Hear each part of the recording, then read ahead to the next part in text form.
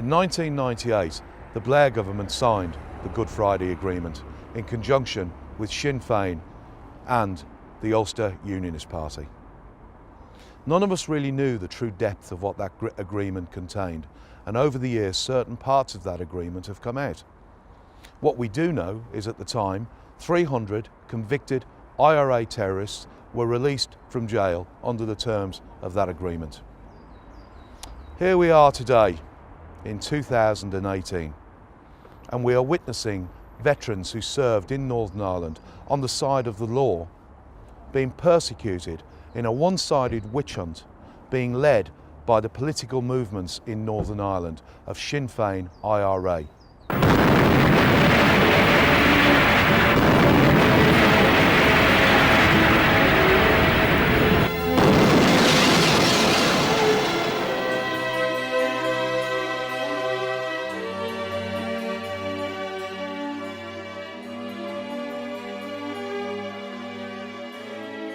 Sometime in 2013, I can't remember the exact time, I got a telephone call. They said it was from the HET team, the Historical Examinations team, based in Northern Ireland, and they were re-investigating the incident that took place in June 1974. I was quite astounded, to be quite honest, and they said they would like either me to go to be interviewed or they would come and interview me. Did I object to any of that? I said no, as long as I've got legal representation. It was 2 years later virtually, because I got a phone call from Devonshire solicitors to say that they'd heard back from the HET team to say that they'd produced no new evidence regarding the incident in 1974, and therefore the matter was closed and would be handed back to the PPS in Northern Ireland. As far as I was concerned, that was the end of it, and just get back to normal. 6 weeks later, when I had quite a lot of the family staying here, and I was in the kitchen cooking breakfast for them, it was in April 2015. Right. And my sister-in-law came in and said, "There's some people outside who want to talk to you." So I went out, and there were 4 very smartly dressed gentlemen standing there, and 2 policemen said that they were from the PSNI of Northern Ireland, and they were here to arrest me on suspicion of the murder of John Patrick Cunningham. Everybody was just amazed. I mean, as you can imagine, people were getting agitated with the police, saying, things like, "What the hell are you doing here?" I invited the policemen in and they said I was under arrest, obviously, and they would be taking me back to Northern Ireland. I then had to pack a bag and go with them.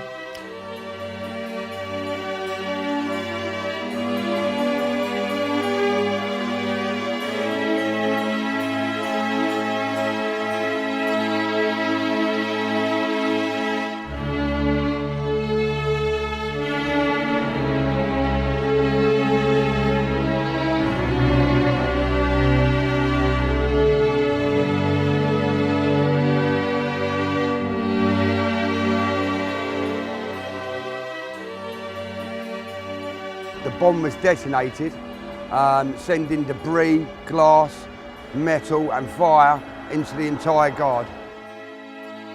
On the morning of the 20th of July 1982 at 10:35 in the morning, the IRA detonated a car bomb in central London. John Downey, Republican terrorist and member of the Irish Republican Army, planted that bomb in a car exactly opposite this location and blew up the Queen's Lifeguard as they were mounting public duties. I raised my head up to see the carnage on the floor in front of me. I legged it across the road as quick as I possibly could. I saw horses with 3 legs, their entrails spread all over the road. The whole road was a sea of blood. I believe there was over 200 6-inch nails packed around petrol tank, packed around explosive, which obviously made it a much more devastating explosion. The troopers received multiple lacerations due to bits of car obviously being broken up into very small pieces.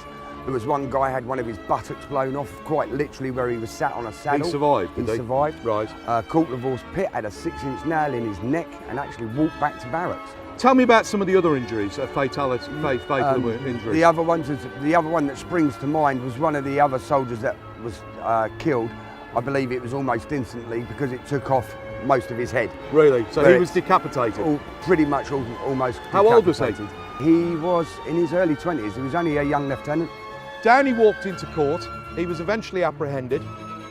He walked into court with a smirk on his face. And he walked out of court with a smirk on his face. Why? Because he knew he couldn't be prosecuted. Why was that? The Blair government issued over 150 OTRs. That's on-the-run letters. John Downey had one of these letters, referred to on occasions as letters of comfort.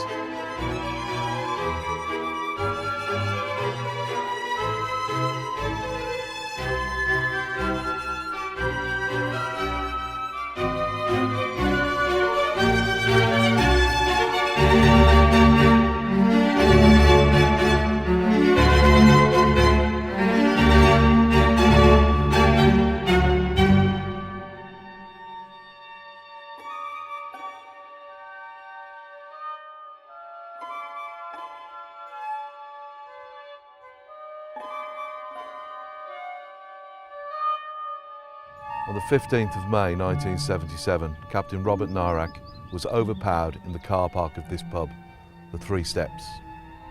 He was bundled into a vehicle, taken away, tortured and murdered.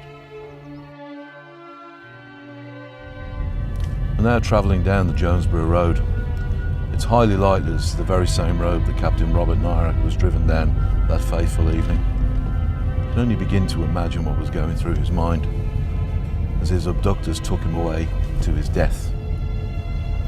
There's no doubt that Captain Robert Narak was a very brave man. He was awarded the George Cross posthumously, and even his abductors commented on his bravery. In fact, Liam Townsend, the man who shot him, said he was a good soldier. He was a devout Roman Catholic, and indeed so was the adjutant that he worked for. Which was unusual in the regiment, but nevertheless he made it very clear that his faith was important to him. I had done several tours in Northern Ireland, and I knew that Captain Narak had done a couple of tours beforehand.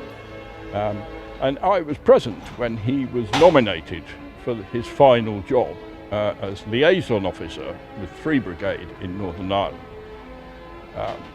So I was aware that he was going to do that quite perilous task.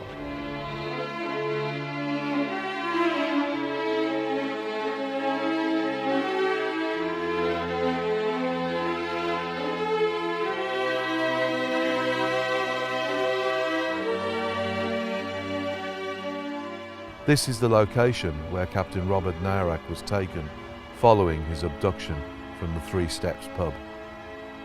At this very site is where that brave officer met his death. Following the summary execution of Captain Robert Narak, his body was taken to a secret location within this wooded area. It is understood that his remains lie here within an unmarked shallow grave.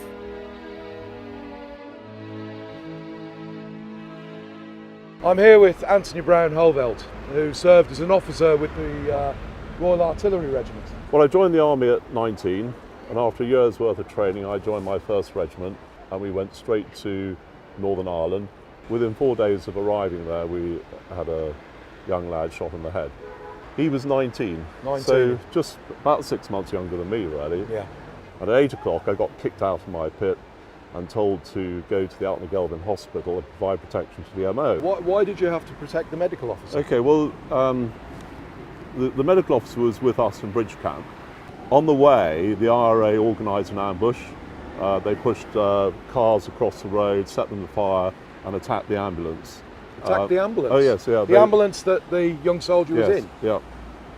They wanted to try and kill the crew and of course the casualty. There are only 3 of them in the ambulance, the MO, a medical orderly and the driver. Anyway, the MO just told the driver to bulldoze his way through the barricade and the stones and the petrol bombs and everything else they were throwing. And because it was a Saracen, he was able to do that. So, age 20, just 20, I had to go and stand in the operating theatre of a British hospital, an NHS hospital. I was ordered to load my rifle to make sure the medical staff didn't attack the MO or the casualty or try and unclip or interfere with the operation. And our MO was having to operate. Londonderry Hospital, Alton the Gelvin Hospital, at that time had one of the most experienced trauma units in the world. And they stood there, suited, booted, surrounding the wall of the operating theatre and didn't lift a finger to help a 19-year-old young man lying on their operating table. And when I got there, the MO, on his own, had his 9mm Browning on the tray next to his medical equipment, loaded and cocked. And he turned around, it was the only time I ever saw him get emotional. He said, "Load your effing rifle, and if any of those bastards try and interfere, I order you to shoot them." While I was standing guard, one member of staff stepped forward and asked if she could help. And he said, "It's too late, too late." She burst into tears and fled. And the others all then decided to file out. Not one of them would look me in the eye. We're here at the offices of Community Restorative Justice on the Anderson Town Road in Belfast. We've come here to see Henry Maguire and understand exactly what the role of community restorative justice is within the local community.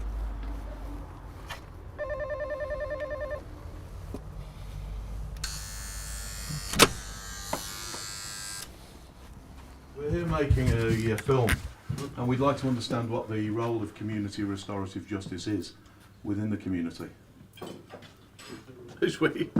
Well, we're basically making an independent film about the Troubles and about the current impasse in the Good Friday Agreement, where basically soldiers are being brought to court and people involved in terrorist activity. Do you want to take a seat? Yeah, sure, no problem. Yeah. Do you mind if the camera comes in as well? Well, I don't want you filming them, I don't.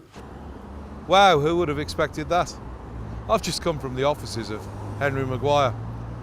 As you probably noticed, when we went in, he asked us to turn off the cameras, and we respected his wishes. What I wasn't expecting was a 2-hour meeting. He even made me a cup of tea. Part of me is in disbelief at what's just happened. I sat with that man, a man who I held in utter and total contempt prior to that meeting. A man who I knew was responsible for the savage, brutal murder, along with nearly a crowd of 100 or a mob of nearly 100 more, for that savage, awful day that the world witnessed the savagery of the war here in Northern Ireland. A few hundred yards along the Andersonstown Road, commotion broke out. A car had headed towards the cortege at high speed. It braked suddenly and then reversed. There was to be no way out. Taxis, part of the procession, blocked the car's path. Several behind it, one in front. Tapped. Camera crews were forced to stop filming. Earlier, a stills photographer on the far side of the car had taken this picture as the car's driver clambered out through the window holding his gun. Seconds later, it fell to the ground as he was set upon. The mob beat the two plainclothes soldiers and dragged them into a nearby park. They were later shot. The bodies were left on waste ground. Henry Maguire now runs Community Restorative Justice. And I asked Henry what his organisation was all about. They are a bridge between the community here in Northern Ireland of the nationalist and republican community.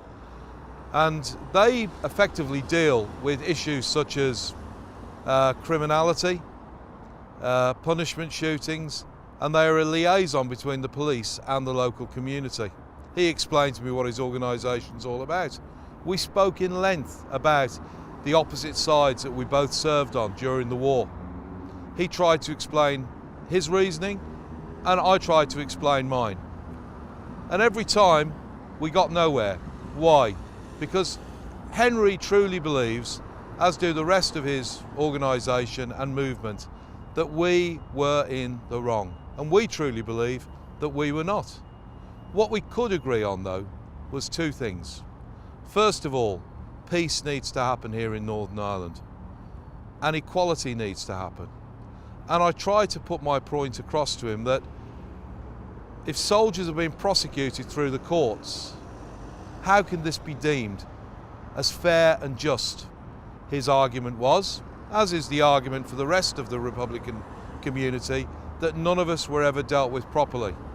That if any instances where soldiers were involved in fatal shootings, it was a tea and sandwiches affair between ourselves and the police. I explained to him that this wasn't the case, and we spoke about certain cases. And again, he was still adamant that soldiers were promoted and brought back into their regiments. I explained to him this wasn't the case, and we kept going round in circles, and we did have a very interesting and honest debate. I'm still standing here thinking, did that really happen? Because I certainly wasn't expecting that. What I was expecting was short shrift.